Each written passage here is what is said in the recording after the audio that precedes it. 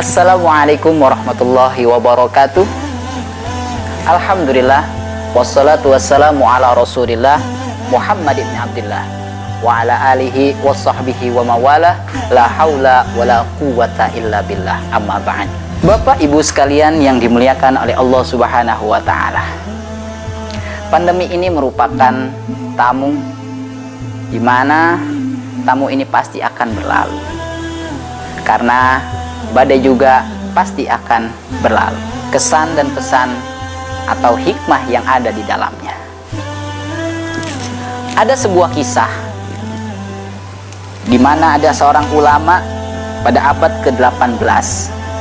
Beliau pernah berkata di dalam kitabnya, ada sebuah kisah di mana diterangkan di dalam kitabnya, yaitu Adabul Insan, tentang anaknya yang berani memukul kepalanya.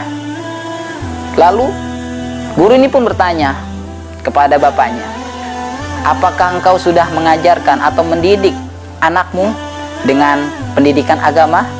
Maka bapak itu pun menjawab, belum.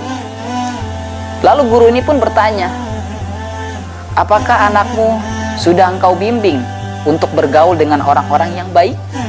Bapak itu pun menjawab, belum. Lalu guru ini pun bertanya kembali, lalu apa saja yang sudah engkau berikan kepada anakmu? Bapak ini pun menjawab, saya hanya memerintahkan dia untuk mengembala sapi. Lalu guru pun itu menjawab dengan jawaban atas jawaban bapak tersebut, oleh karena itu anakmu tidak bisa membedakan antara kepala seekor sapi dengan kepalamu. Dari kisah tersebut kita dapat mengambil pelajaran yang sangat berharga. Baik dan buruknya seorang anak itu tergantung kepada kita sebagai orang tuanya. Karena itu marilah sama-sama kita bimbing anak-anak kita berikan pelajaran yang terbaik untuk mereka.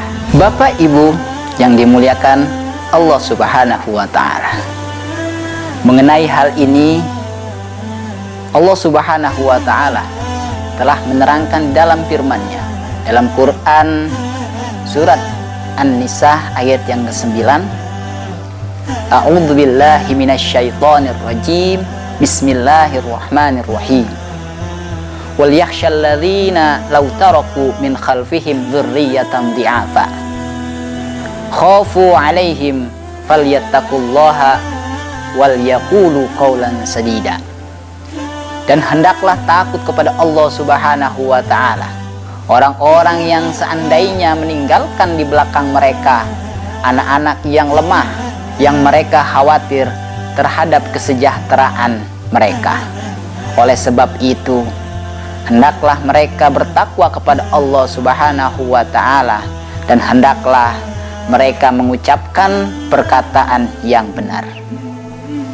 Dari ayat tersebut jelaslah bahwa anak adalah cerminan bagaimana peranan orang tua dalam mendidik dengan pendidikan yang baik, terutama dengan pendidikan agama. Menjadi imam sholat 5 waktu, menjadi imam yang mampu menggerakkan jamaah di keluarga kita yang sebelumnya kita laksanakan di musola-musola, di masjid-masjid, bahkan di majlis-majlis taklim. Begitu pula kita menjadi sosok seorang guru yang mendidik dan mengajarkan mereka selama mereka menjalani home learning atau belajar di rumah. Sadarkah kita akan hal itu?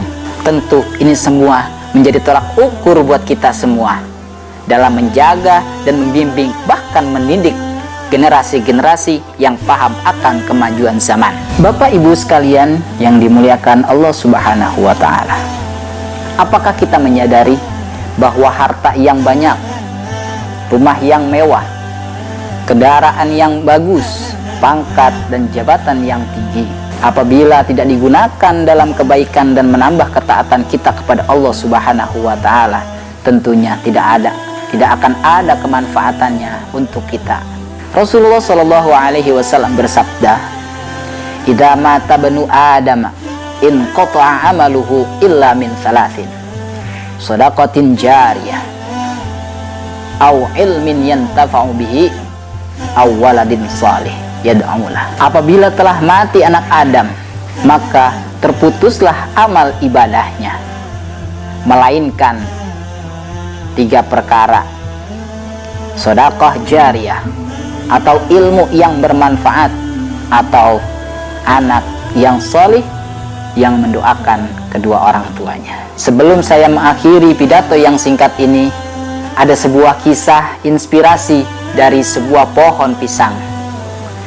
Mari kita belajar sejenak dari pohon pisang. Sebelum berbuah, pohon pisang tersebut tidak akan mati meskipun ditebang. Tubuhnya akan tumbuh dan tumbuh kembali dengan wajah yang lebih segar. Berulang kali kita tebang, batang pohon tersebut akan terus menumbuhkan jasad baru yang lebih fresh, kecuali jika kita cabut sampai akarnya. Pohon pisang tersebut baru akan mati jika sudah menghasilkan buah perjuangan tanpa harus ditebang. Hebatnya lagi, sebelum dia mati, dia melahirkan generasi-generasi yang baru atau yang dapat memberikan manfaat untuk warga sekitarnya. Tentunya kisah inspirasi ini tidak hanya menjadi sebatas pelajaran untuk kita, melainkan untuk kita tindak lanjuti dalam kehidupan kita. Semoga pidato yang singkat ini menjadi motivasi yang bermanfaat dan mampu menjadikan penyemangat kita sebagai orang tua untuk melahirkan penerus atau generasi-generasi yang bermanfaat. Tidak ada kata terlambat jikalau kita ingin berusaha. Cukup sekian dari saya. Wallahul muwaffiq ila aqwamit thoriq. Wassalamualaikum warahmatullahi wabarakatuh.